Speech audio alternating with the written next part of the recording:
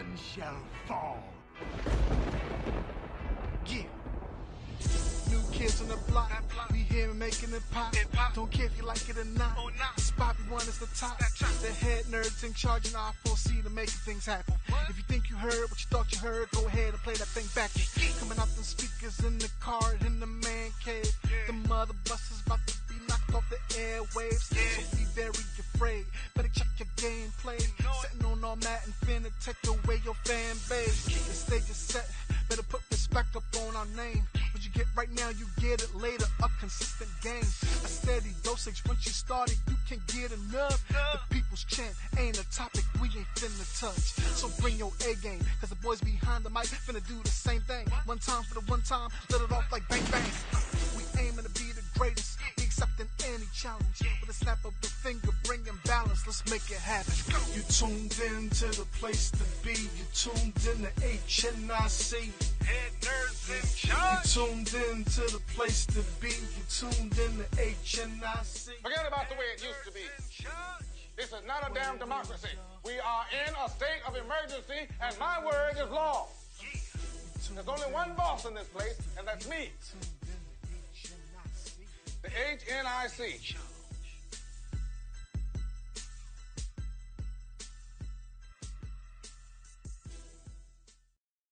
What it do, y'all? We are back for another fun-filled show. The Blurs is in the building. And we got my man, 50 grand from PTC. First and foremost, the illustrious, the original, the granddaddy of them all. All cosplay champions come through him first. You gonna flex on him? Don't flex. You gonna flex on him? You gonna rear your shoulders back on him? With no further ado, I'm about to say, because me talking, it doesn't do it justice. Why don't you introduce yourself to the people? What's up, everybody?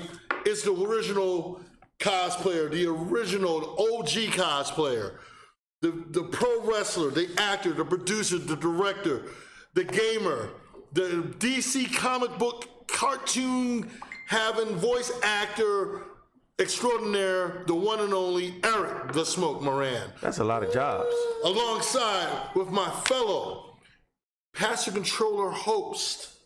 What's going on, everybody? Brian, civic-minded Lesyk. We're back for another round here. Here we go. Don't cut your eye over here, B. Don't be cutting your eye over here. Wait, let me just move out of your way. First and foremost, if you go back into the archives, you know me and B faced off in one of the original Beat the Blur competitions. That took exactly 8 seconds for him to jump on. I just want to make sure that everybody knows where the heat was coming from that. But I just like to say that Brian respectfully acquiesced and allowed me to keep my pride on my show, which I appreciated, and allowed me to cheat. I never said that. But as long as, listen, I'm a wrestling fan, and like my mentor Ric Flair said, if you ain't cheating, you ain't trying. So, woo! So we here for a fun-filled show, but first, of course, I have to introduce our first ladies of the show. Please, by all means, who are you? If you don't stop saying who am I, like you don't know who I am at this point. Well, talking to your mic and tell the people exactly who you are. Oh, I forgot this is my mic. So it's Yokai Sassy here again with you this week with my lovely array of makeup from my new palette that I just got and I'm very proud of because now I have these bright new flashy colors for people to see me in. She spent 30 minutes in the You should have saw her. She was just like, hold up, I'm going to come on the show in a minute. I just got to get ready. I got to make sure I'm looking righteous. Yeah. She's already trying to look all succubusy for y'all, the fans. Is that a real word? Succubusy? It is. Succubi? Succubi? I don't know. Did you say you was a succubus? Well, yeah, but you make it sound weird. I gotta keep up, Grandpa. Oh, see? Oh, here we go. If y'all don't know who that, if you think that you just heard nails on a chalkboard, I can tell you that that's not the case. That was actually our very own Teffy Wonder talking. So why don't you go ahead on and introduce yourself to the people and try to keep it to a low tone. So rude. But I love you. I don't know why I keep coming back here. Because we got free water. Most of the time. Most of the time. What's up, guys? It's at Teffy Wonder here, your low undercone, kicking it again. The Henders charge. Yeah. Friend. Oh, look Yes, at this. that's exactly why I did it, because I wanted to match Tef. I was like, look at her with her red lipstick. I got some in that shade. Yours is shiny and mine's is matte. Oh, you know what? I put gloss over mine because I was just like, I saw a Toyota Corolla that was matte earlier. That doesn't matter. Actually, Mary Puppo in the chat has already said that both of y'all makeup is on point. Actually, she was just talking about Sassy, but I wanted to add it on. I figured, if y'all don't know, me, Smoke, and Brian, we have foundation on. We just naturally glow. And some lotion. We actually got lotion. That's about. I put deodorant on. That's why we kind of look shiny. I'm wearing my best toothpaste today. Mr. Buzz said, I see smoke in the building. Yeah. And if you see smoke, baby, just know that there's fire. Because when you see fire, there's always going to be smoke. And when you see smoke, there's always going to be fire. Because we about to keep it hot. First of all, we got my man on the wheels of steel, the ones and two, the original video game console junkie, keeping us streaming and beaming, having us hopefully coming through clear on Facebook, because that can get a little iffy. So if you're hearing us and we sound a little off or the audio's a little off, just know that we're doing our job on our end. But Facebook and Zuckerberg need to get their stuff together. So what I would like you to do is, if you are not happy with the quality on Facebook, just hop right over on Twitch, because we're streaming beautifully. Plus, you can watch our beautiful faces on TV. Well, 4 out of the 5 beautiful faces. I'll let you choose which one's the ugly one. I'll let the guests choose what the ugly one is. And on YouTube, we're streaming live on YouTube and Twitch, and those streams are working perfectly. Facebook, can be neither here nor there, but hey, what can I tell you? Zuckerberg got a couple dollars and now he's acting funny. First and foremost, you know how we do. We're going to jump right out of the gate with our hot topics. There's a lot going on here in the city of Philadelphia. The streets are burning up. Apparently, there's a hostage situation. Listen, there are 5 stars in North Philly right now from Grand Theft Auto. The entire police force is out in droves. Unfortunately, 5 police officers were shot and went to the hospital. being held hostage. Yeah, and honestly, the only reason why we mention it, because we try to keep away from all the regular daily news, but this is something out of a straight movie. Let me set the scenario for you. Cops knock on the door to serve the warrant. They get into the building. It's a trap house with bars. They somehow handcuff 2 people, put them in the bathroom in the tub, handcuff another person, and have them in another room. The 2 cops separate and are guarding 3 hostages, and they homies are in the building trying to get them back. If that ain't the plot of somebody's movie, I'm thinking the Raid. Listen, don't that sound like somebody? Look, there is an anime somewhere that needs to get this story from these police officers. Somebody writing right now. Somebody's writing the story. It's like, damn, yo, this is good stuff. Real true story. And you come in with like a button-up service pants. Listen, all I said I saw Steve Rogers and Winter Soldier pull up on Broad Street, so I know it's about to get real.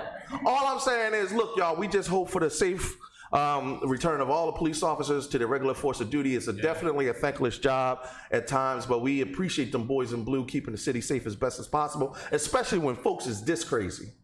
So much love to our law enforcement fans and friends, and if you got family members, just know, keep them in the prayers, because you never know if somebody's going to come home. And not to diminish the situation, but there's at least one politician out there right ready now to jump, writing the script how video games cause this. See, and now okay, and you know I'm what? not making this up because it literally just happened. See, Brian, this is what I love about doing Head Nerds in Charge, because we're a free flowing show. We ain't got to go jump right in, because I want to. Let's dabble in that real quick, because I'm a little that kind of. I think we all collectively are pissed off that the powers that be, whoever they be, because it's some Democrats and some Republicans. It's not all conservatives, and there's some liberals who are gun toting. All I'm gonna say is, why, and you guys, because genuinely we've kind of talked on the subject, but if you don't know, Pass the Controller is a specifically gaming centric show. It's a phenomenal show. You got to check it out. Look for Pass the Controller on Facebook, and you could go ahead and hit the like button, and you can, whenever they go live once a month, and they kind of cover all things gaming. But this is right up you guys' alley. So honestly, just give me your opinion. I'm going to shut up and tell me what you think about the climate of politics and video gaming and blaming it on all these mass shootings. I'll keep it super simple. I know you got a lot to get to. Here's my feeling, okay? The classic excuse from people who are advocates of gun ownership and the Second Amendment and defenders of that sort of thing, which I agree with, but the script always says, guns don't kill people. People kill people. But by that same logic, how can video games kill people? Right. If guns aren't responsible, then how are you going to parlay that blame to some other inanimate object? So here's the thing. Guns don't make you kill people any more than, a video game makes you kill a person. So I'm down with half that argument. Yeah, guns don't kill people. They don't make you kill people. It's your decision to do it. Right. So if you're a willing participant and you're that shallow-minded or that angry or that hostile or whatever, and you don't understand what's what, and that's your scapegoat, that's your excuse, maybe you shouldn't own video games or guns. Take them all away. I don't understand that. You are causal on relationship. punishment, sir. Yeah. And I'm not alone in my feeling, because most psychologists and psychiatrists agree. It's an academic issue. It's not about an opinion. It's a fact. They don't cause gun violence. Okay, that's it. I'm done. Thank you. Smoke. How do you feel about it? Stupidity's in the air, and as far as I'm concerned, and it's thick. Anything that can cater to the masses, use your common sense. You know for a fact that video games is not the issue. The issue is the politics behind it and the gun laws. And whether you're on one side or the other, use your common sense. For them to throw video games is just a cheap way of basically avoiding what's in front of them. When they were taking down the violent video games out of Walmart. But yet, go ahead. Go ahead. The funny part about that is they didn't take the guns out of that same. Exactly, and I was about to say that.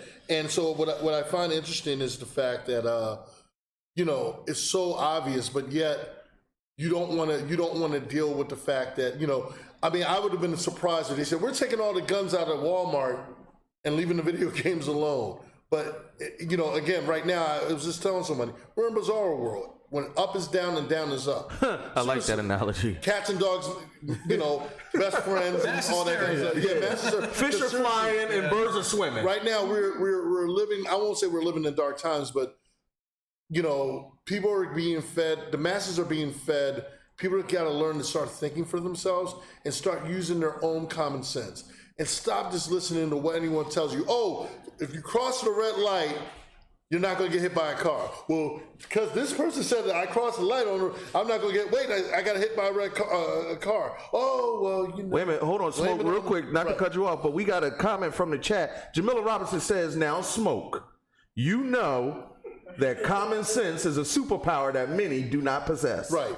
And like I used to say, I miss the days when we used to have somewhat common sense politics. In common sense politics, that's when you could disagree with one another and not try to throw each other off the cliff. It's gotten to a point now where if I disagree with you, I'm torches and pitchforks. I've really just, at this point, I've gotten to a point now where I'm like, okay, you know what? Y'all need to get your stuff together. Start thinking for yourselves, people. Start going out here voting, and stop allowing this stuff to happen. No matter how, again, I don't want to get on a long thing about it because I got a whole thing. But when it comes to video games, we'll talk about it on PTC. Yeah, on PTC. Yeah. When it comes to video games, that's a cheap. Excuse my language. A cheap ass way of avoiding the topic. Everybody gets one. Everybody gets one. Comparison to what everybody else is. That's poppycock. That's poppycock. That's foolishness.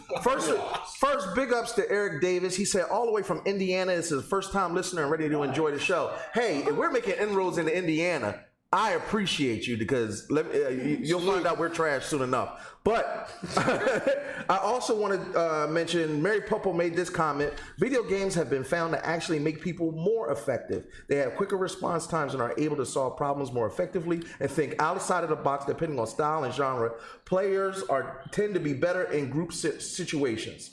Mark. Oh, sorry. I was going to say, she also said it's hard for video games to cause violence when the people who are playing the games are at home playing. Yeah, I can't shoot nobody if I got a bowl full of Cheetos and a Mountain Dew. You gotta make sure you come back on our show, Pass the Controller, on August 31st at 7 p.m. Eastern Standard Time. Make sure you tune in for us. Did you know that Indiana was Commander Riker's favorite state? No, I did not know.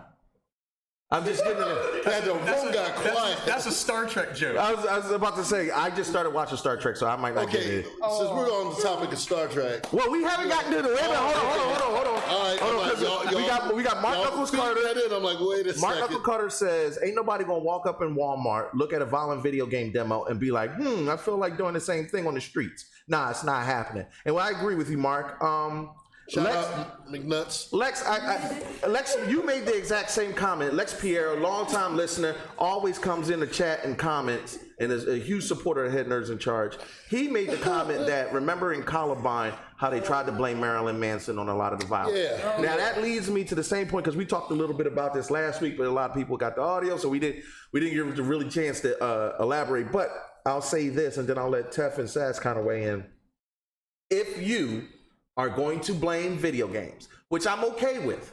I'm okay with you blaming video games because I believe all media has some form of influence on people. But if you're going to demonize video games, you better not. Every movie from now to the end of time better be a G-rated Pixar movie with fluffy bunnies. I don't want to see no slapping, no slapstick. I don't want to see Looney Tunes. I don't want to see no anvils. What about farts? No farts. Listen, Acme TNT should be disbanded as far as, because remember, back in the day, it used to be cartoons. Then in the 90s, then they said wrestling. Wrestling was causing, we was pile driving each other and breaking necks. All I'm saying is all forms of media deal in some form of aggression or violence. I love a good kung fu movie. I love gangster rap back in the day, NWA. They were talking about killing everybody. Yep. I ain't never picked up a gun. And trust me, anybody that says, oh, well, urban communities are molded by the music that they listen to. Trust me, they ain't shooting them because Snoop Dogg said so. They just playing a soundtrack to what they would have already did. It just don't sound as good popping somebody to James Brown. I'm just keeping it 100. Tef, go ahead on, because you kind of weighed on it last week, but a lot of people didn't get to hear. Yeah, so just to touch on what I said last week, it's so funny that they try to blame, they want to blame everything but what the real problem is. And you can say whatever you want to say about gun laws. The fact remains is that every other instance of extreme violence in this country, they do something about it. So when people was bringing bombs on airplanes, then we got tighter security. I got a whole job behind that. Right. People were drunk driving their cars into lakes and in the crowds. They tightened up on restrictions to get a license, seatbelts.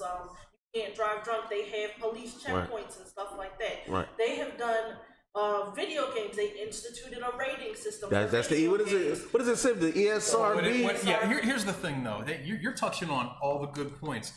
You're bringing up examples of how the government can monetize intervention. Because every single time they've ever intervened, passed a law, passed a resolution, create a ratings board, create an awareness or advocacy group, anything like that, it's always been in a way that put money in somebody's pocket. So you're talking about... I'm kind of getting to is that there's no money in regulating guns. So yes, we're never going to get to the root cause of what it actually is. Donald Trump actually took away some of the safeguards to help keep people with mental instability from getting guns. So if you want to take it there, he removed that one safeguard that was there. So if you want to blame something, I'm saying video games last on your list. What about you, Sass? For me, I always feel like, oh Jesus! Don't call on him now. This country, we will. Jesus ain't got nothing to do with this right now, boy. Shut up. Yeah. Anyway. For this country, we're always going to pick something else to blame because it's easier to blame everything else except for ourselves and our own people and how we need to get our act together. But that's just too much to even think about doing because, when you let people with Cheeto dust hair run the country, these are the things that you get. Not better, worse. I love Lex. Lex said, wait till somebody blames Thanos for a killing spree. Yeah, listen, that's not too far from the truth. I'm sorry, I agree with him a little bit, though, but still. And Ricardo, I'm not sure how to pronounce your last name, so I don't want to butcher it, but this is my first time ever seeing you comment, so first of all, thank you. See, first of all, we already know that I'm terrible with names, so I'm not going to tear it up. But Ricardo said the only reason he's blaming video games is because he sucks at them. And he's a hater. Whatever he doesn't like, he gets rid of. honestly, I can kind of see the reasoning behind it. I don't know if he's a good video game person, but get mad and throw the controller and be like, I hate this game. I'm pretty sure he like. I think he like Angry Birds. He seemed like an Angry Birds kind of guy. He does seem like an Angry Birds guy. I'm telling you, like this all day with his I'm gonna. This game is wonderful. I don't do a very good Trump impersonation because I'm not an a-hole. So let's we gonna keep things rocking and rolling. Oh, that is right. Yeah. I'm not his kind of a-hole. Yeah, okay, fine. Listen, but as far as, and I know we kind of went off topic because we're all gamers. I mean, genuinely. And we're offended. Yeah. Stop trying to take our stuff, bro. Because whenever you have people, my thing is, and this is the last thing I'm gonna say on the topic. If you are too old to have actually played a video game when it was worth playing, I'm talking about not floppy disks. I'm not number munchers. Number munchers doesn't count. Don't be like this. No, I want it like this. If you didn't play Oregon Trail and Carmen Sandiego, Carmen Sandiego was definitely that word, and Lemmings, and back in the day, if you're not one of the original game, like if you were an original gamer, I respect your opinion. But if you were before that time and all you knew was Tiddlywinks and Jacks and all the Monopoly, then stay away from my video games. Anywho, we're getting right into the hot topics because, hey, it's burning up out here. Apparently, Disney is introducing a new anti-princess character to head up a new attraction. Shelley Mary is more Maleficent than Little Mermaid. Tell us about that. So, I thought this was like super cool. She's like this little goth witch, and she's heading up at Disney World, California, their villainous show that they're gonna debut for Halloween. It's like all this huge, like, it's a big, like, 3D light show spectacle that you can see, like, after dark during. Another reason to put $50 more on the Disney ticket, basically. I didn't see that article. Well, I'm hearing that because they're not doing that well at Galaxy, Star Wars Galaxies and all that stuff. And Disney has been kind of doing a lot of chopping block lately, especially with the movies with X-Men Dark Phoenix not doing that well. And doing that well. Well, you know what I mean. Bro. New Mutants might not even come out. I think Pluto Nash did better. Yeah. If Pluto Nash beat out Dark Phoenix, shut it down. I'm honestly not kidding. Yeah, I mean, the thing is that man, Don, can you Google that? Just real quick, can you Google what Pluto Nash did versus Dark Phoenix real quick? Go ahead, Smoke. I'm sorry. Like I said again, so Disney is going to do whatever they're going to have to do to try to, they're now going to be adding every theme song in the Star Wars movie. And I'm like, really? Y'all reaching? They're coming out with Star Wars Barbie dolls. Come on, man. About the general. Listen, soon as Smoke said that, you're not going to come at the Barbie dolls because we need something to get our little girls in the culture. Do you got the mic? You hate oranges, bro. Well, y'all can't hear Don the Magic Wand because Don keeps forgetting his mic. So we go. Rage is just the same though. But the funny thing is, I get what the ladies are saying because it's good to see some of the dolls. But honestly, I'm just tired of Disney pimping everything. They squeeze the last drop of blood out of every entity that they put their hands on. And they are really I'm not saying that Disney is the evil empire, but if we're talking about what the definition of a monopoly is, they own Star Wars, they own Fox, they own ESPN, they own Hulu, they own Marvel. They own food. They own black people. They own popcorn. I gotta play devil's advocate though, because if you're talking about like talk to me, Sid. Over merchandising and things like that. I seem to recall you have an Infinity Gauntlet, right? Whoa! Here's the problem. What is all this accountability that you bring into this shit? When we go to break, I forgot my hype button. Drop that bomb.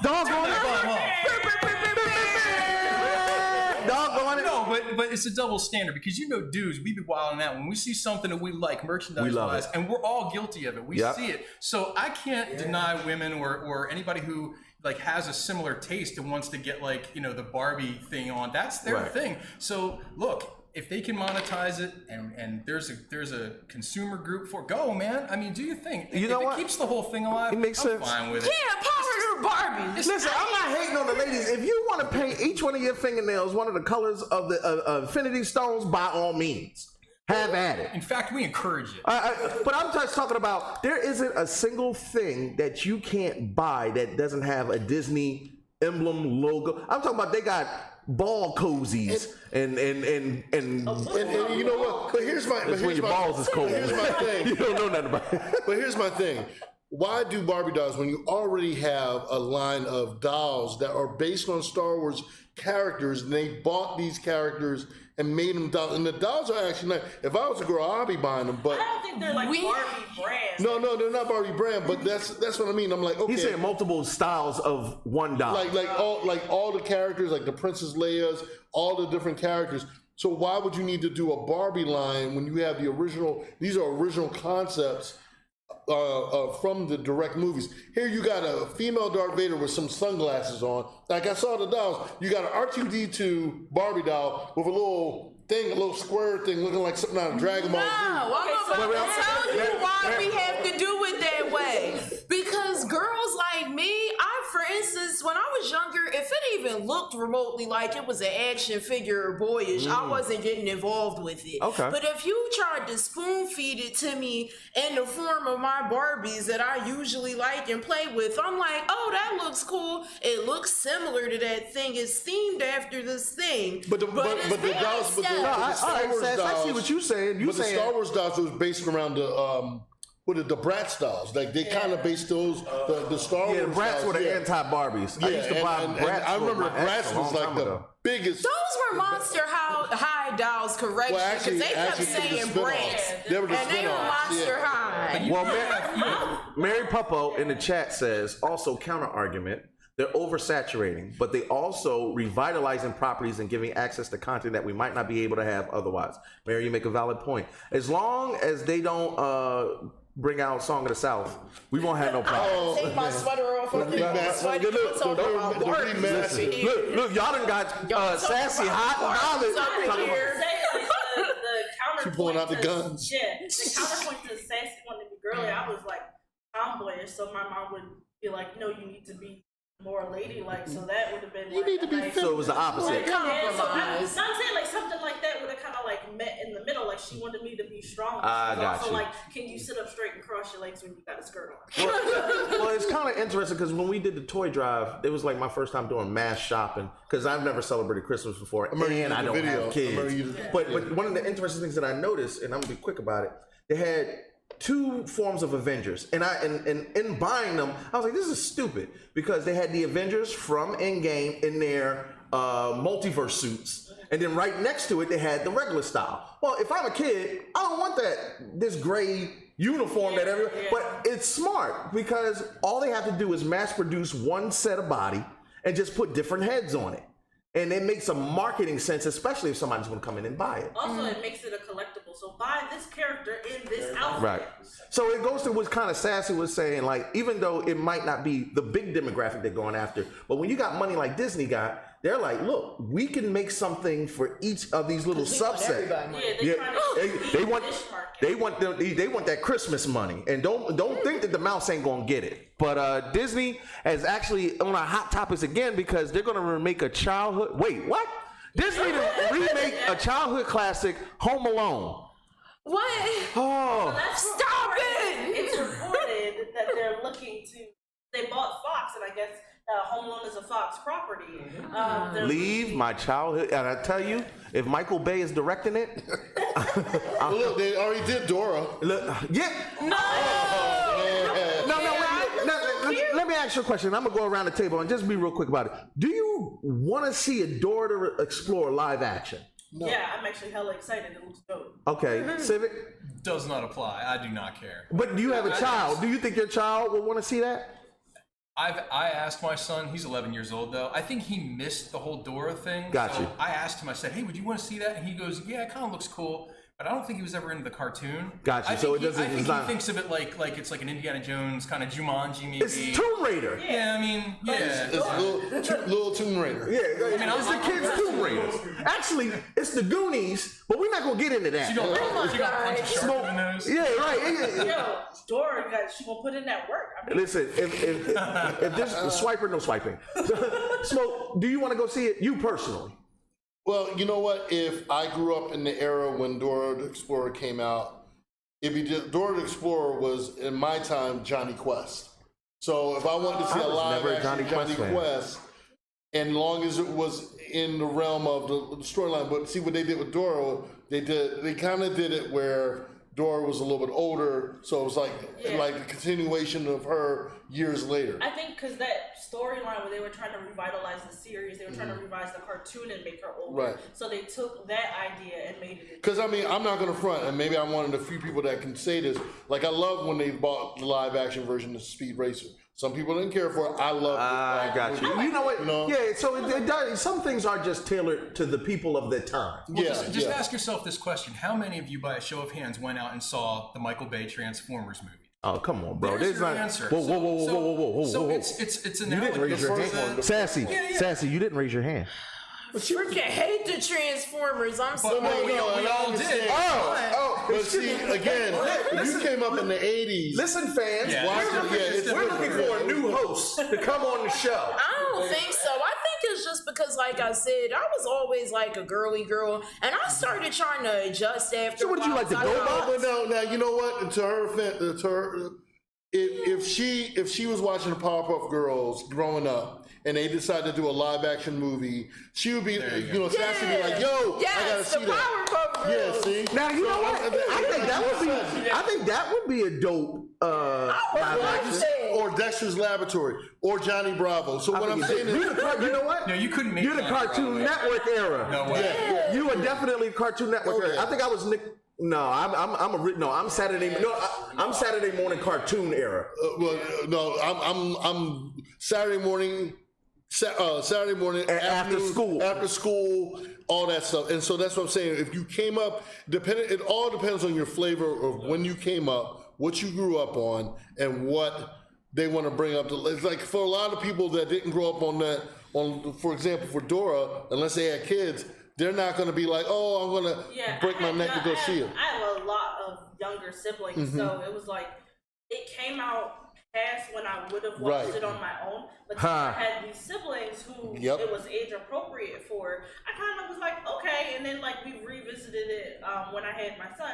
He didn't really like. To see if you're in the chat, real quick, if you're in the chat, we want you to drop whether you were a Saturday morning cartoon kid, a Nickelodeon kid, or a Cartoon Network kid, and then drop your favorite show that you used to watch. Because we got a few people already talking. Ron Jones is on there, said he loves Speed Racer a lot. Ron is the original OG, so I can see that, because that's like one of the original animes that used to come on in America. Our other resident we got the other half of Teffy Wonder, Teff's sister Steph, who says Rugrats and the City of Gold wouldn't work, but I guess she's a Rugrats fan. But I mean, if you came up and if they did it right, like when Transformers came out, the first one, Mary said Toonami.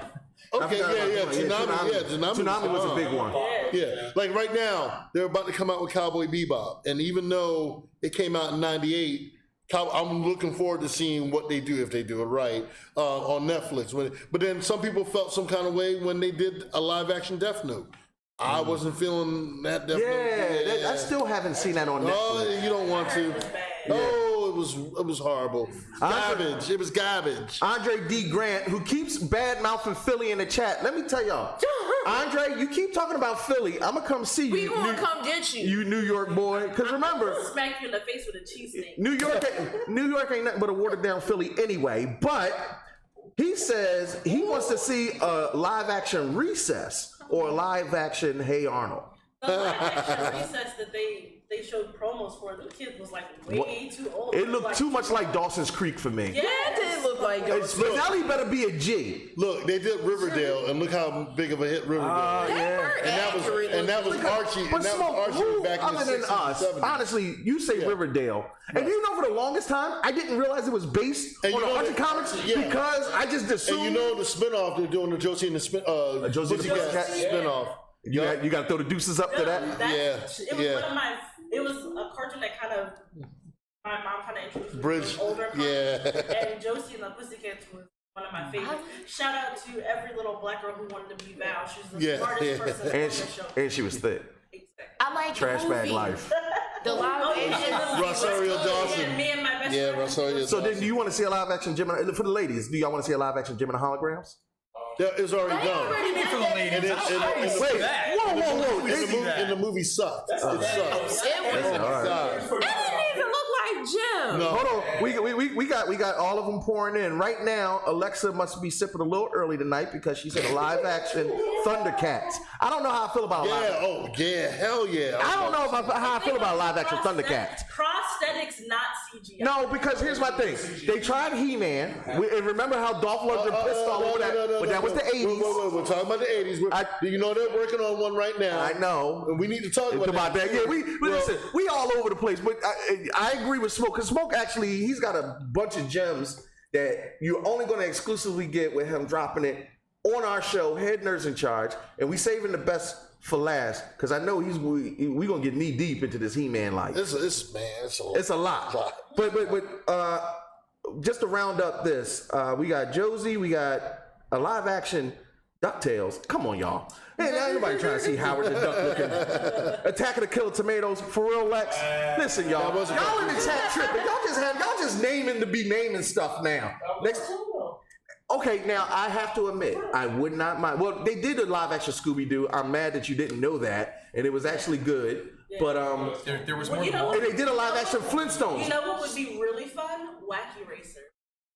Oh, they did a commercial. You saw the commercial, right? Yeah. You know the same people who did the Dungeons and Dragons live action commercial that went viral, which was amazing. They did a Wacky Racers. Go on YouTube, type up Wacky Racers live action commercial, and they had all the characters in there. Nice. All the characters. I was at the cars. Customers from my job. We brought up Muttley and Dick Dastardly. Yeah, I was like, yeah. You need to see the live action. Well, they just said a live action Jetsons. I haven't seen it.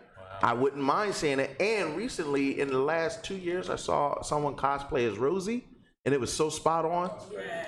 So I look, I'm with it. As long as you don't make Rosie like a sex bot or nothing, I'm straight. And if you do, just put on Pornhub. What? Next, the creator of the Storm Area 51 event, which basically has had the virility of the Black Plague in 1800s, because everybody and their mama signed up for this. First of all, y'all not about that life. Y'all don't want to see the military, and you definitely don't want to be a part of anything where you are uncovering government secrets. They will kill your family's family. But surprise, surprise, the guy who started the Facebook group was actually contacted by the FBI. Apparently, he was shocked.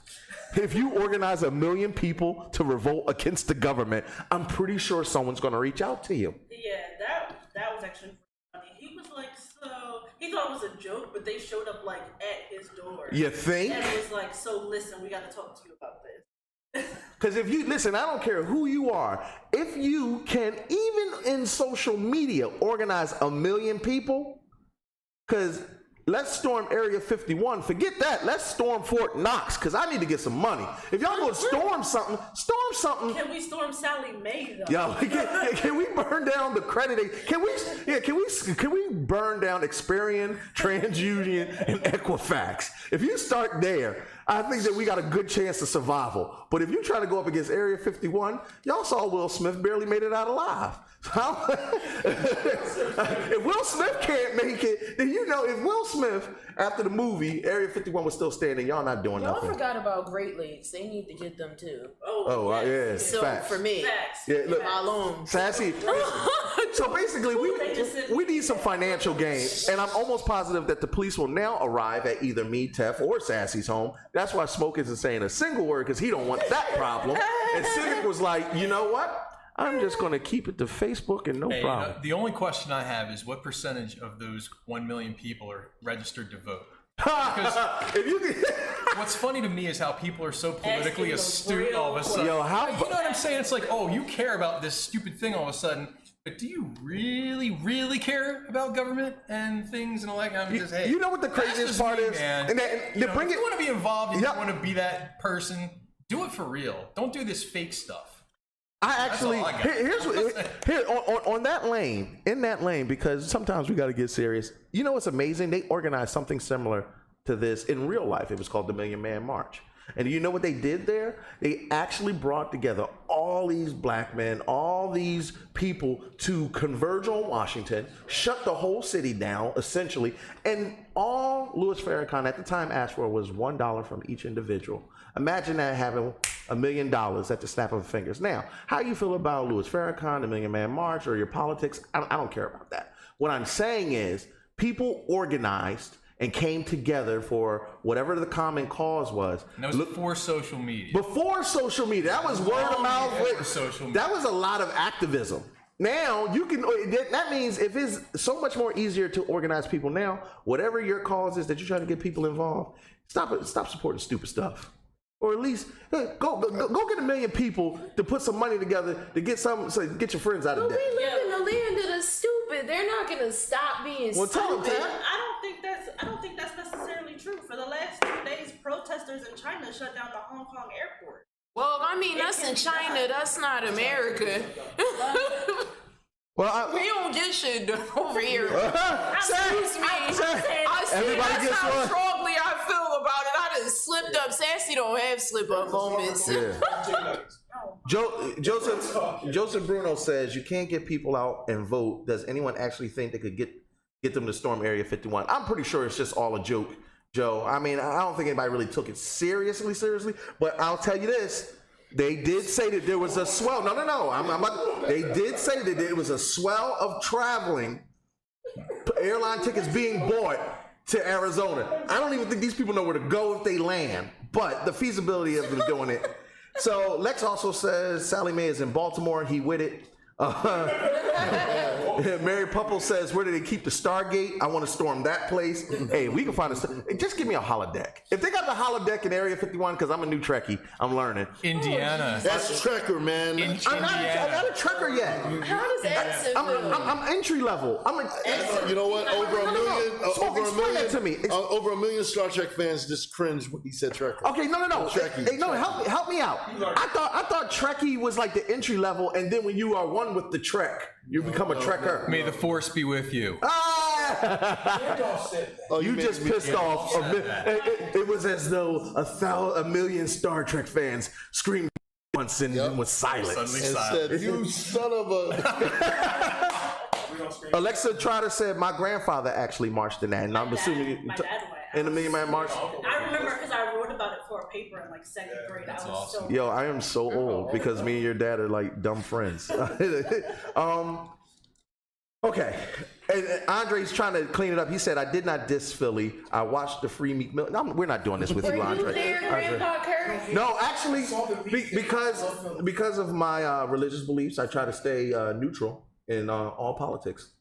Actually. But wait, so you really could have been though? Oh no, yeah. What? That was like the thing. I was. You so old, Grandpa Kurt. Please. I almost pulled your wig off. Keep talking.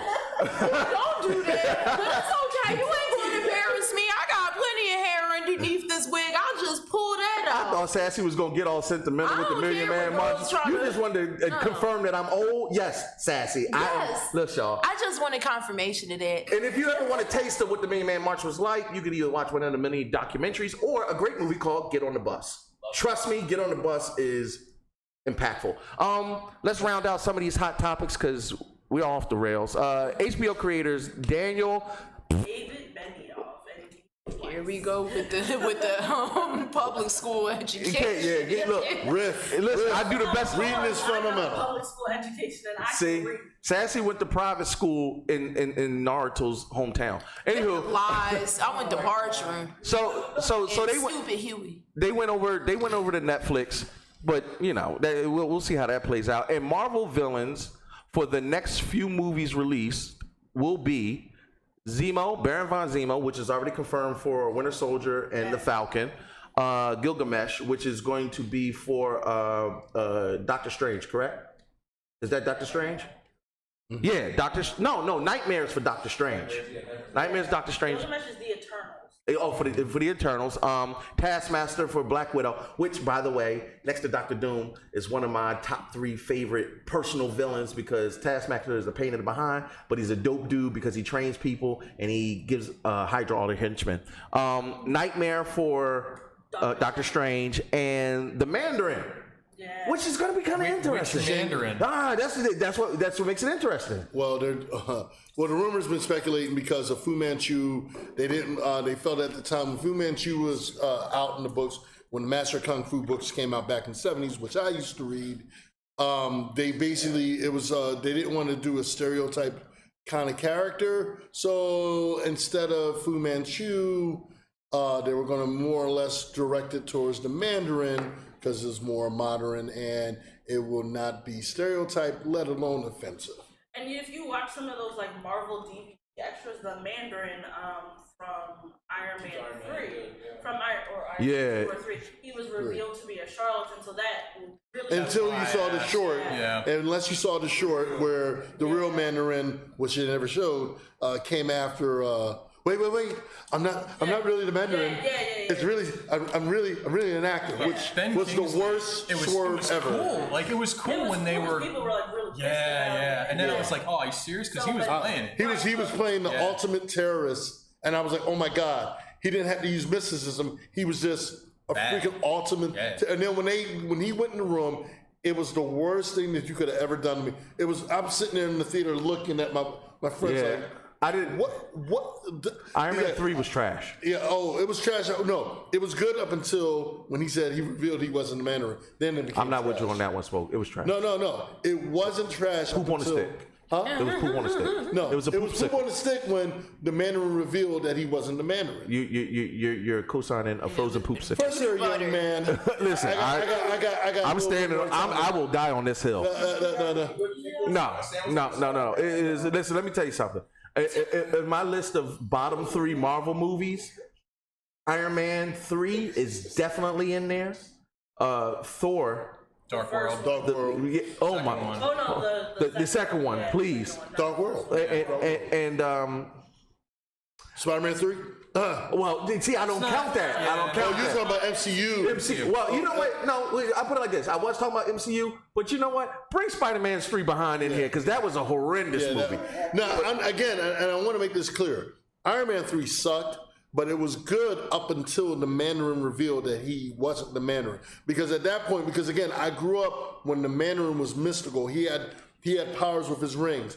This Mandarin was supposed to be the ultimate terrorist, which I thought was kind of cool at the time when they were bringing it into the modern age. But then when it was revealed that he was like, oh, yes, do you want to go mess with me? And all this stuff. And when he was like, he comes in the room, Tony Stark's about to take him down. He's like, wait. I'm really an actor. I'm not really. And they underutilized a great actor. Yeah. That messed me up. That really messed me up. Guy Pearce was great. He's a great actor too. But right. It felt like you had 2 great actors that the way they utilized them canceled each other out. I thought Guy Pearce was actually pretty. He was no. I'm not knocking him. You can't do much with the material you're given when it's that kind of script. So I'm not disrespecting either guy, but the plot, the story was just bad. Yeah, it was bad. The only thing I enjoyed was both Iron Man 1 and 2. You had 2 good first 2 movies, and they always said the third one is always. Yeah, I wouldn't co-sign Iron Man 2 being a good movie. I came up in a different era than y'all, so I got a chance. Hold on, I'm too far from you. No. What year? I'm 82. Oh, go suck on Similac, man. Go suck on some Similac. I'm talking about. I came up in the era. I came up in the 70s when I read the books. Again, our CGI wasn't puppetry. No. Jim Henson was your CGI. No, he was our CGI. Lou Ferrigno, we didn't need CGI because we had Lou Ferrigno. You had body paint. Okay, we had. Listen, we had Wonder Woman. We had the stuff where I still love Linda Carter. With your imagination, when you read their comic books, you had the imagination. How cool would it be to see these characters come to life? Yeah. So don't get me wrong. Growing up, I had a smorgasbord. I mean, like in the MCU, it's like a smorgasbord for guys like me that came up in the era and seen their comic book characters come to life. The only thing is, if you're going to do these characters, do them right. The worst thing that Marvel could have done was get rid of Luke Cage, get rid of Jessica Jones and Daredevil. Well, they were never a part of the MCU. According to Marvel, they said that that's one of the reasons why they casted But again, it's a Marvel. Ali, I said it right. Again, it's a Marvel property, regardless if it's TV or movies. It still was a good, like Luke Cage. No one's going to disagree that Luke Cage. Marvel needs to pick that back up. That and Daredevil, like Jessica Jones. You can get rid of Jessica Jones. She doesn't wash. Jessica Jones was. She doesn't wash. She doesn't use deodorant. I like her. She made me mad. You didn't like her either? No, that trash bag. Yeah, we didn't. I couldn't. Iron Fist need to eat a sandwich. Bring us Heroes for Hire. Here you go. Bring us Heroes for Hire and Defenders, and I'm good. Well, they kind of did the Heroes for Hire thing with in the second season. Luke Cage, yeah. And I'm like, God, and they left us such on a high note. But again, I'm I'm getting off topic. But the bottom line is, again, you know, because I get in debates with a lot of people sometimes about this, and they're like, well, and the younger generation that didn't know how good they have it now compared to when my generation didn't have the luxury of having every other month a superhero movie coming out. So when I gotta agree, because let me just put it to you from my perspective. So I grew up on, like, you know, the Super Friends and stuff like that. And you know, when the first Batman movie came out, Tim Burton Batman movie, I try to remember, I'm like, what was the last great superhero movie before Superman? Superman 2. He's right. Superman 2. Yeah, because the first one was great too. The first one actually flopped. Like, I know, but we look at things through. No, I'm agreeing with you. I'm like Superman 2 was actually the one that they would consider good because the first one flopped. It was mind blowing in '89 when that movie dropped. You had Prince on the soundtrack. You had Jack Nicholson. You had, Party Man, still one of my favorite songs. It was revolutionary. I mean, that was so amazing. But here's my question to the group. I got to ask you guys an opinion question here. So, is there any truth to the Moon Knight rumor of Keanu Reeves? Keanu Reeves. Yeah, well, they said he's in talk of being with somebody from Marvel. They said that he would be the best fit for Moon Knight, but there's nothing definitive because they've also attached him to be Adam Warlock. Or the one above all, and or Submariner. If he's Submariner, I think that would be a slap in the face because Dr. Montgomery is supposed to talk to be Adam Warlock. That's the guy I thought that they were going to get for that. A lot of people in the chat are definitely trashing Iron Man 2 and 3. They said they both was poop, and I'm kind of inclined to believe them. But what we're going to do is we're going to play a trailer, and then we're going to come back, and Tef's going to drop some more hot topics for you, and then we're going to get into the rest of our mid-level topics because we're going to talk about some charity events that we had, and then we're going to let Smoke illuminate us on the great things that we have on the horizon. So we're going to actually open up with the new Addams Family trailer. It looks like it's going to be a pretty dope cartoon. Donna Magic Wand, you let me know when you got it teed up. We're good to go. So guys, enjoy this because I'm an Addams Family fan and we're going to talk about it.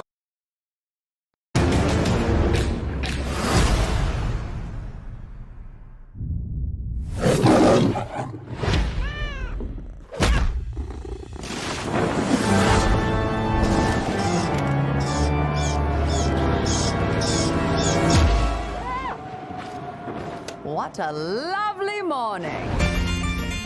Time to wake the children. Hello world is a song that we sing.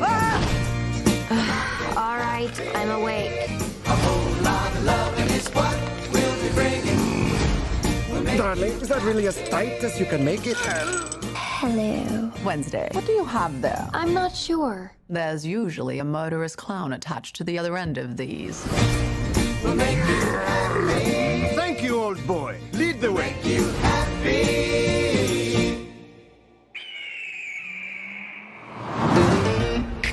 It's all so different. Pugsley, don't drink it all. This gentleman wants some too.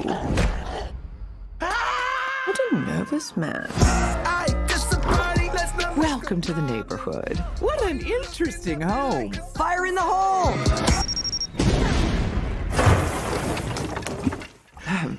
You sunk my battleship. Yes. These people are monsters. They'll ruin the neighborhood. Hey, neighbor. What'd I do? Deep down, we're all the same. Let's show them what it means to be an Addams. This is gonna be lit. Choke on this. They say we got problems, but we say it's cool. I candy. Oh, yes! Overwrite this family. Yuck. I've done this thousands of times. Give my creature life!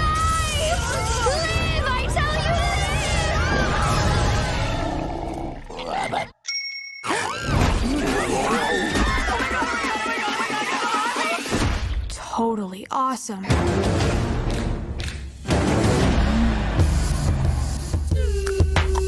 it like it's hot. Drop it like it's hot. Drop it like it's hot. Got the rollie on my arm and I'm pouring Sean down cause I got it going on. Gustin, you made it!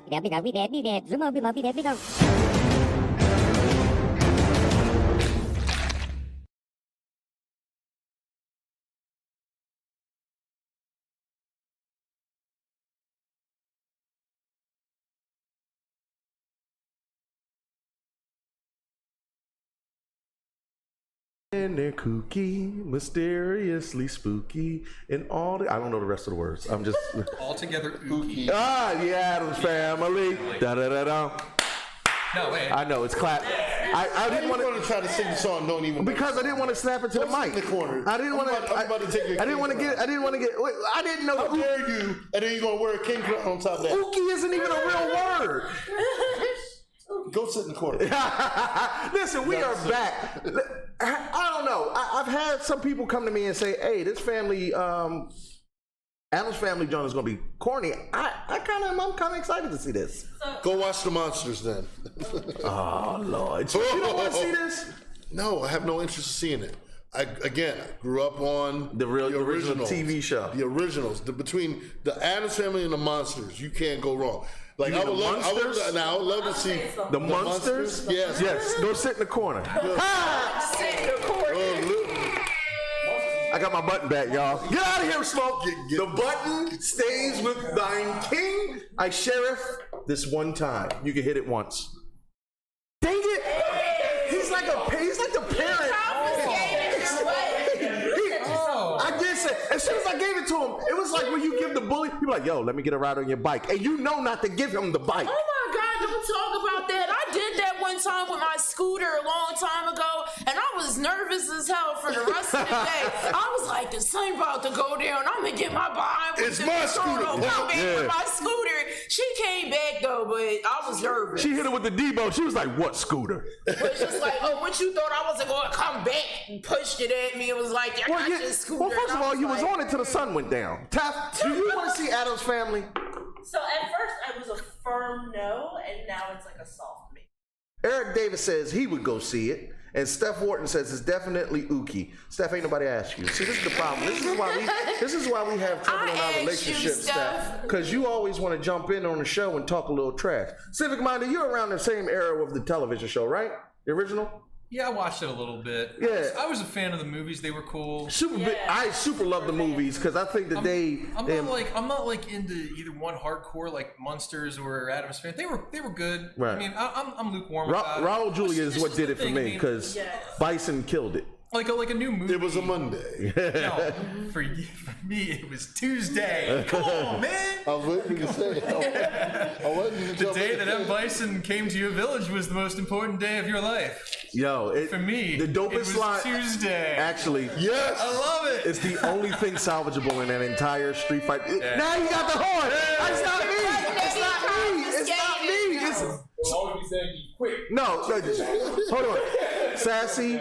Addams Family, I know that is not anywhere near your realm of you know what, I'm not even going to ask you. What? Of sassiness. Sassy, do you want to see the Addams Family It's cartoon? a G movie, no. Oh, you know, if it ain't got no blood on it. See, she plays violent video games. I enjoy the original movies. I do not know anything about the original television series. I did watch The Monsters. Or the comic strip, because originally... It was a comic strip, right. I had the books. I was a big fan of the movies, just like Civ said, and I grew up in the rerun era of Addams Family. Hnic at Night. Well, same thing. I mean, it wasn't black and white. Yeah, they don't know nothing about no Hnic at Night. They know TV Land. I do know know about Hnic at night because I got stuck looking at I Love Lucy in black and white when it was a marathon. No, it just happened and I couldn't find the remote.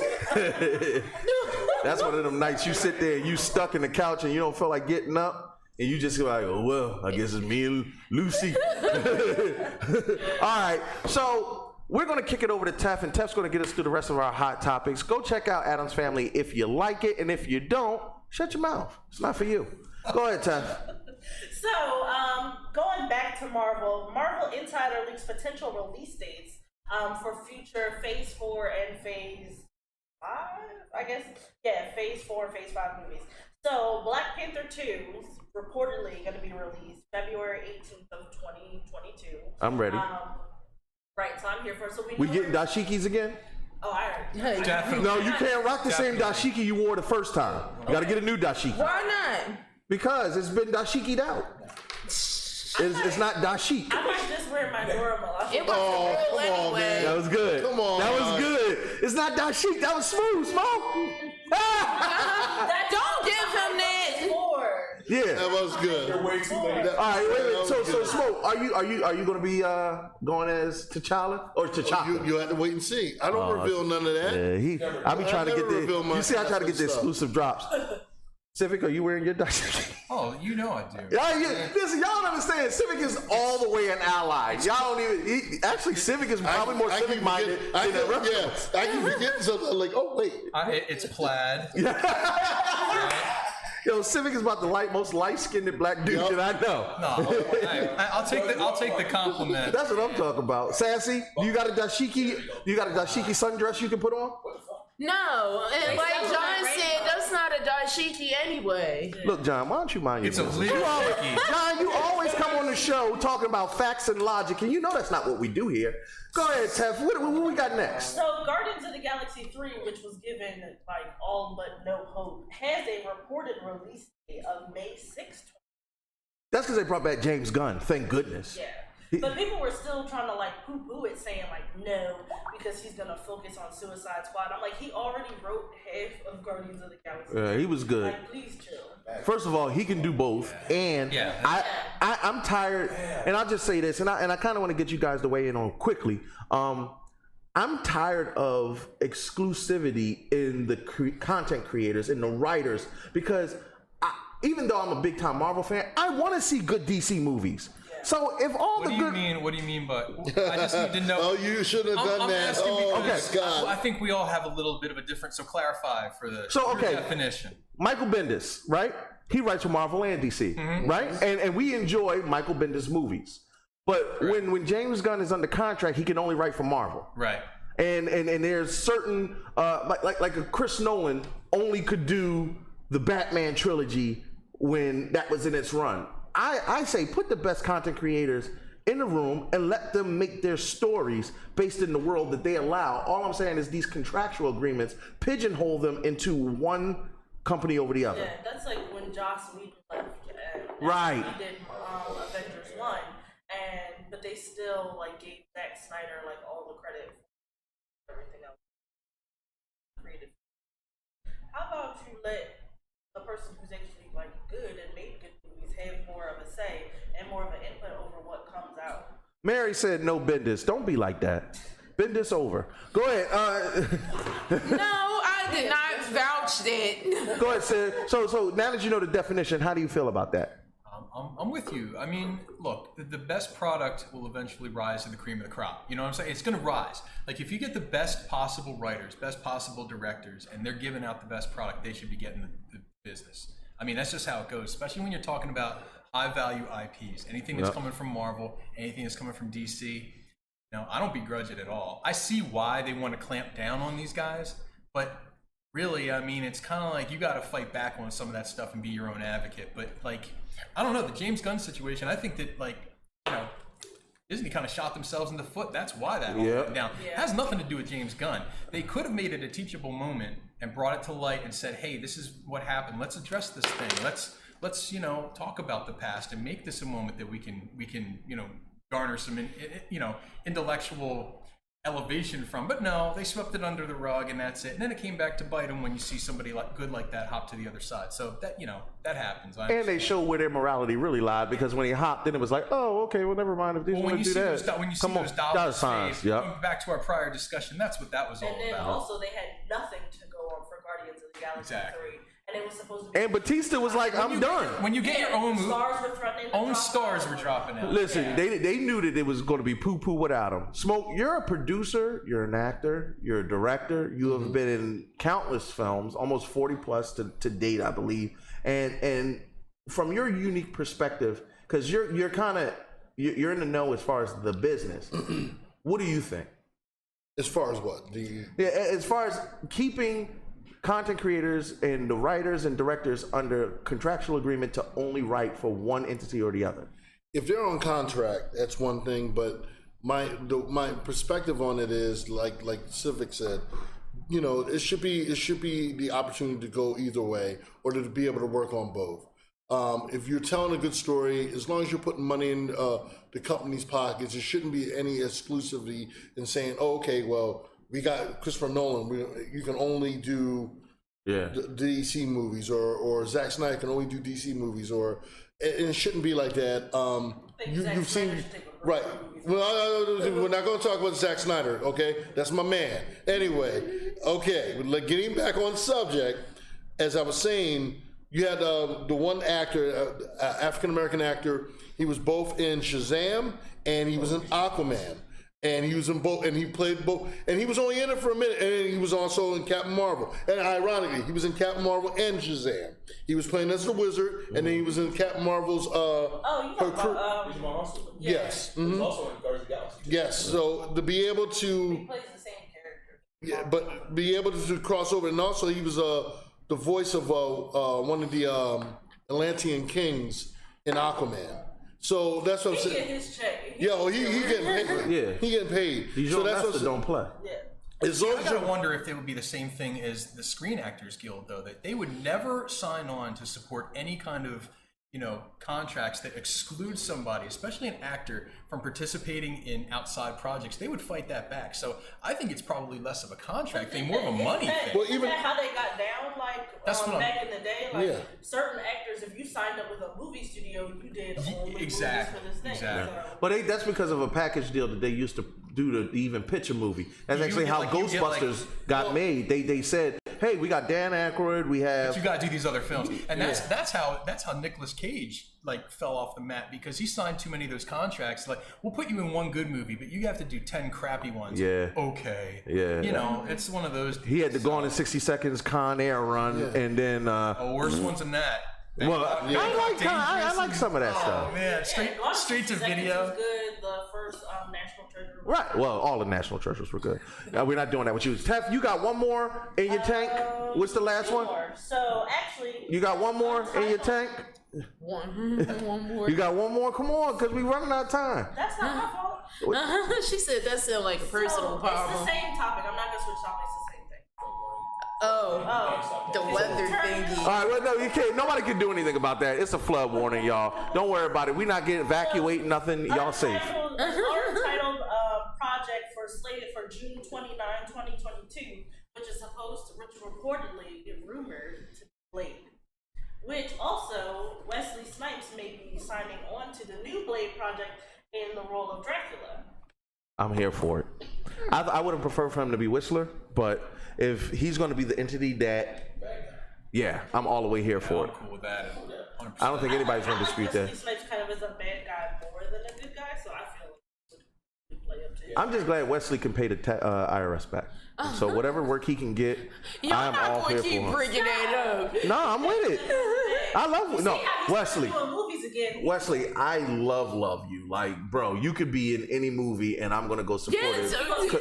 Because I'm just happy that you're not doing any more straight to Netflix movies like that cowboy. He deserves better. Yeah, that Guy Joe was horrible. And Gallo Walkers, you're talking about. And he had to get that check. I ain't mad at him. But what I will say is he's coming out in another dope movie, Dolomite. We got the trailer for y'all later. But we're not going to play it for you right now. What we're going to do is we're going to go into the fluffier side of things, and we're going to talk a little bit about cancer. The head nurse in charge. Oh, yeah, that was kind of heavy. But it's gonna get fluffier. It's gonna get fluffier. You talk about it gets fluffy. Will you allow me to fluff it? No. There's a fluffer in the building that's going to help me.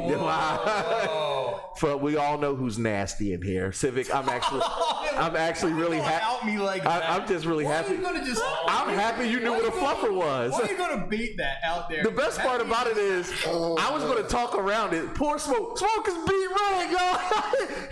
He is the same color as the deck. I don't even know what that is. And you shouldn't know what it is. Wow, look at the time. I want to know what it is now. Somebody in the chat DM Sassy as to what a fluffer is. Oh God, this is a PG-13 program. I promise you, y'all. Wait, are we live? Yeah. Can we edit this later? No, we are not editing. This is grade A content. We went to St. Christopher's as a part of the Cancer Who Foundation. Al and his lovely wife set it up for us with one of our affiliates here that work within our show, one of our executive producers, Shannon Big. You just Googled it, didn't you? Shannon Big Exclusive. And we were able to pull together some phenomenal cosplayers to come as the children's favorite superheroes. And one in particular, young little Violet Verse from VA. She's only 7 years old, and she's a ball of amazing. I think when God touched humanity, every million or so person is a special person, and I think she's one of those people. She's either that or a Highlander, one or the other. I'm not quite sure. But here we are. Oh, sorry, I get it. I use any excuse to sing. We're not in the choir. Violet, though she was already coming up to cosplay, in her most adorable, true fashion of genuine, pure goodness, said, "Hey, I want to bring the kids some toys. Is that going to be okay?" And she can't say nothing like that to me, because when you see them big old eyes, and I say, not only is it okay, but we're going to do you one better. Head nurse in charge took up the charge of not only raising funds, but also collecting toys that were all donated. And let me tell you something, to each and every solitary individual, I've already thanked you in the post. I wanted to thank you individually on air, but a few people said that they'd rather be anonymous, so I respectfully, I can't say you all, I'm not gonna say, but for those who did donate monetarily or sent boxes, and I mean boxes of toys, just so you guys know, we raised over $1,500, and I promise you, every solitary red cent went to that. Go to our Head Nurse in Charge page, whether it be on Facebook or go to Instagram. There were so many toys that not only did it take multiple trips to get them up there, but we ended up having to put them on 2 different tables. And whereas the children were only expecting to be able to go one pass around, some kids got to come around 3 and 4 times. And at the end of the day, we still had toys left over. So we told the cosplayers, hey, if you have children, by all means, take some toys home to them. I have never seen such an outpour, such an amazing, gratifying thing, like seeing these children who genuinely are going through a sucky time. And no matter what, children will be children. You put toys and superheroes in a room with kids, it doesn't matter what they're going through, they're going to be kids. And there was just this one heart-touching moment that I'm going to say real quick. Before we even got up to the cancer unit, this young boy who was in a wheelchair was wheeling with his mother towards the door. He just got done therapy. And one of the young cosplayers who dressed as Miles Morales walks into the hospital, and he stops. And he's like, "Miles, what are you doing here? How did you get here?" And the young brother who was cosplaying was kind of taken aback because he wasn't sure how to answer the question. And then he did it in the dopest way. He looked him right in his face and he said, "It's a Spider-Verse. This happens to be my home world." And he goes to shake his hand. And that's what I mean by embodying, even though it was off the cuff, and I mean, he took the pictures and he did all the things. And it was super dope to watch everybody interact and show love. Violet has videos. Check her page out, Violetverse, on Instagram and Facebook for videos. Head Nurse in Charge, Facebook. We got the pictures streaming right now next to it, I'm assuming, already. And honestly, I just want to thank everybody that came out and showed love and support. Tef, went out and got toys. Sassy made sure to help us organize and take care of things. And as cosplayers, such as yourself, like Smoke, you do charitable things like this all the time. And I know, Civic, you're a cosplayer as well. Just in your experiences, how gratifying is it when you get opportunities to do stuff like that? It's a great feeling. We do a lot. I mean, I work with a lot of groups. While we're on the subject, I want to say a special shout out to a particular group, the real Philadelphia Avengers, the real Philly Avengers, who I'm one of the founders of. Right now, we're going through some stuff right now, and those people that know. And right now, we're fighting a good fight. Just know we want to thank everyone for the love and support. We are taking care of business, so just make it very sure, keep following what we're doing. But thank you all again for the love and support. Right now, we're dealing with an obstacle. We've been doing this for the last 4 or 5 years. As one of the founders, we do a lot of charitable events. We do a lot of charities. We go out of our way, and there are a lot of other great charities, charitable groups in the cosplay world, but we're one of the more recognizable ones. We try to do a lot. We try to give back so much and encourage and inspire. So I wanted to take the time to say thank you to all of you out there that supported us through this crisis, and we are going to prevail. Special shout out to Lady J Cosplay and the rest of the crew that have been working their hardest to make this all happen. So thank you all again for the love and support. Now, getting back on the subject, as a cosplayer, doing charitable events, I've done everything, like so many different charitable events, whether it's for going to hospitals, for Cancer for Kids, and giving back to the community, giving back to the kids. It's all about the kids at the end of the day.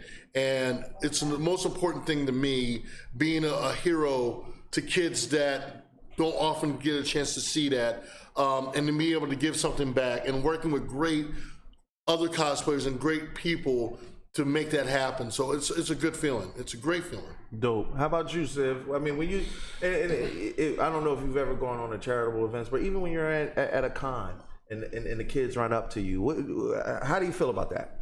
Well, I think the one thing, I mean, from the time that I've been doing cosplay, and it's been, a fraction of the amount of time Smoke's been doing it. I mean, he's a lifer, but like I've only been doing this for maybe like the last, I don't know, what do you think, 5-6 years? Yeah. So I'm a noob. I'm still a new guy. But when you go out there and you see kids that are precocious and they're outgoing and they're having a good time with this, it really reflects the intention of the entire hobby. It's very inclusive, and that's the one thing that's always like really wanted me to get more involved with it. Is I see the positivity. I see the potential of people of various backgrounds and different interests and things like this. They all congeal over a similar thing. I mean, sort of how we are here. I mean, you have your geekdom, you have your fandoms, things like this. But when you see kids genuinely excited about what you're doing, and when they feel like they're an active and equal participant, right, that means the world. I mean, because they don't see the differences. They get bred into that kind of stuff, through other things. But when you're there and it's a big group of people and it's families together and everything, I mean, it's an eye-opener for me. Like, it's the kind of thing you really dream about doing. But yeah, I've seen the positivity. I've seen the ups and the downs. And I'll tell you something, there's for every down there's 99 ups. It's definitely worth doing. So yeah, hats off to the Philadelphia Avengers. You guys do awesome work. I know it's appreciated, so keep doing the real Philadelphia Avengers, to make that clear. The real Philadelphia Avengers. Accept no imitations. But he put the stamp on it. Yep, that's right. Putting the stamp on it. And big ups to the HNIC All-Stars who came out and went to the Cancel Who event. I'm telling you right now, I can tell you, I've seen Tef do a backflip out of a pickup truck to twirl in a parade because the kids was hyping her up. So when you're a cosplayer and you're in the moment and you're embodying a superhero, I'm telling you right now, you may not know it, but that's really being a superhero, especially to those kids. So we've got tons of other things planned. We got the super dope concept that we have that we're kind of putting together for October, and it's going to be for the young ladies. So we'll keep you abreast to when all those things go down. We have a few charitable events that we're already going to be organizing ourselves and being a part of in the coming months for the rest of this year. Other cons and events. So you'll be seeing a lot of us and a lot of us trying to do our best to, as I like how it was put a light. You see how they do me? Look, He's an important businessman. That's what it is. He got important businessman things going on. Between the flood watch and but genuinely, we're just trying to put a bright spot in the dark world. There's enough bad in the world. I think that if we can utilize our platform to bring some joy to some people, why not? Moving on, and all to all those charitable groups, all the cosplaying charitable groups that are doing something actually really positive. Hype button. Yeah, that's how you end the segment. You know, I don't even want to speak on it. Smoke, you ended it the best way possible, which is a good thing because now we can segue right into what you got for me. All right. Well, for me, one of the things I was in Las Vegas last week for Star Trek Las Vegas, which was amazing. For anyone who's a Star Trek fan, Trekker. I'm new. I'm not noob. But no, we had a great time. If you ever want to experience what a Star Trek con is like, think of it like this: going to one of the most coolest places that you can go to. My first time ever in Vegas, going to coolest places where everyone, doesn't matter where you come from and your background, the most positive environment you could ever be in, and meeting some of your favorite stars from all the different Star Trek shows, being able to get along with so many people, forgetting that what's going out there and the craziness that's going out in the real world, and to be able to go to an event for 4 days, get dressed up in costume, and be able to mingle and interact with so many great people from all different parts. We have people from Germany, we have people from Italy, we have people from Philly, from Jersey, from Midwest, West Coast, East Coast, all around, and everyone congregating to one place because they have a love for Star Trek. Whether you're a Deep Space Nine, Next Generation, Old School, Enterprise, Discovery, Voyager, it's all there. Real quick in the chat, if you're a Trek fan or you're a Trekkie or Trekker, depending on which one makes you cringe less, drop your favorite series, whether it be the original series, Next Generation, Deep Space Nine, Voyager, Enterprise, or Deep Space Nine. You just said it. I was about to say, I'm learning. Well, and Discovery. And Deep Space Nine is like my favorite. Discovery's better than Next Generation? No, wait. What are you saying? He just asked you your favorite series. I said Deep Space Nine. Oh, and then I thought you said and Discovery. No, I said you have. Wait a minute. You're messing It's about to get real, y'all. the flow, man. Let me tell you something. I know you still learning Trek and all that. Star Trek is like the original Star Trek fandom. movie. Yeah. Star Trek is original fandom. Like, before there was comic book conventions, there was Star Trek conventions. Yeah, you had the Star Trek convention. I mean, for me, and a good point that Civic brought up, that we collaborated together. We're so hardcore Star Trek fans that I put together a series along with my boy Dave Turner, and having Brian being able to do a Star Trek series called Trek Isolation, where we're the only fan film series to ever to do any kind of Star Trek feature, movie, or anything, Stan Lee, to appear in our series, and for him to play a character that was really just like, performance-wise, was awesome, that he wrote the dialogue for him, and for my boy Chris Cross from Marvel DC Comics, he did the artwork. We got Stan's blessing. I'm on the cover of the poster with Stan. Stan signed off a whole bunch of slew of posters, but the series itself was great. Because of the new regulations for Star Trek fan films, we had to go back to the drawing board, and people are still asking us to this day. They want to see the continuation. We did 4 episodes, 3 to 4 episodes. We did a couple of vignettes, and people want to see more. There's more. We still got footage of Stan Lee. We're fancy. That's right. And not to be confused with vinaigrette. I learned that one the hard way. I was about to say, I like salads. but being able to go to a Star Trek convention, especially Las Vegas, is like it's like the Super Bowl of Star Trek cons, and going there to be able, and I mean, I'm friends with some of the actors, and but being able to meet all these other great actors from from all the different Star Trek shows, to be able to interact with them, talk with them. You cosplayed? Of course. Who'd you cosplay as? Matter of fact, I debuted as a Klingon for the very first time. And what was so cool about it, my friend Joe Colton and my friend Will, they worked alongside with John Paladin. John Paladin has done makeup for a lot of like Star Trek shows, especially Deep Space Nine. When I have the makeup, the work they did on me and learning how to do my own makeup was so on point. We looked like we stepped right off the set. And to have Robert O'Reilly, who played as Gowron, and J.G. Helter, who played as Martok from Deep Space Nine, and also Robert, who played on Next Generation and all, to be able to have them and doing a photo op with them in their full original costumes as a Klingon, that was the most dopest moment for me. Besides meeting Shaniqua, Green Martin from Discovery, besides hanging out with my boy Aaron Eisenberg and getting the chance to meet the rest of the cast of Deep Space Nine and all the other Star Trek shows, the dopest moment was to do a Klingon scene with these other great two actors. And then like I said, I was hitting the floor in my Klingon costume, and people were like, and of course, I was coming in there like, yeah. And so that deserves to get rotation? The Klingon one is in a rotation, right? Is that? Yeah. All right, cool. Because I was about to say, hopefully you'll see it to the left. You see the scrolling pictures. I think we have a picture of you in. Because you sent one, right? I sent you guys. Yeah, tons of pictures. Yeah, with the Star Trek stuff, and I got a chance to wear some of my other Star Trek uniforms and all. Yeah, because we had What's your rank? We had a lot of different captains. We had a lot of, you should know better. We had a lot of different groups. We had the Discovery photo shoot. We had Deep Space Nine. We had Klingon. So you had all these different. You had classic photo shoots for Star Trek.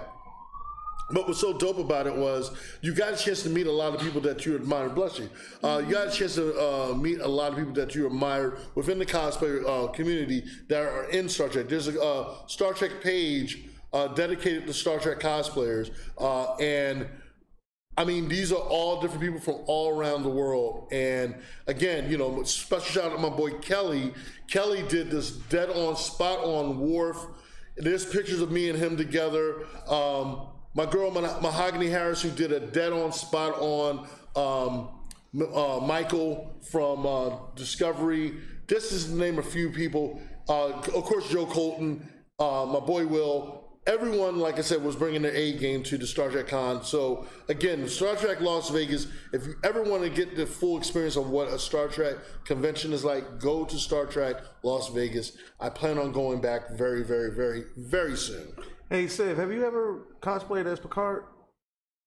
I think you could do it. I'm still waiting for the opportunity.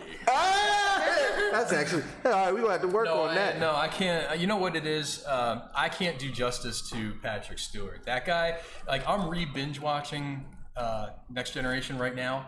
Mm-hmm. And I have to tell you, having not seen it for 20 years, you start to realize how much stuff you missed. Because I watched it as a young teenager, kind of preteen. It was right around that time. And seeing it now, that show was so socially aware and so well acted and written. Facts. The effects were great because it was a mix of CGI and practical effects. Writing was on Actually, point. Yeah, I noticed that in the early first season there was a lot of model work, but then there was also some scenes where I'm like, oh. And I'll tell you, I think that a lot of people say you really do have to get past the first 2 seasons of Next Generation because that's really when it started to pick up its stride. Can I just add to that real quick? I'm new. When I say I'm new, I'm talking about I've never watched anything Star Trek related. Wow. It just wasn't my jam. And a friend of mine put me on, and I watched. I am so enthralled in the first season. I haven't even watched The Boys yet. So I hear it. I'm right there. That's bro. If it gets better, because I know they said as Riker's beard grows, it gets better. That's what somebody told me. That's true. That's a good point. That's a good point.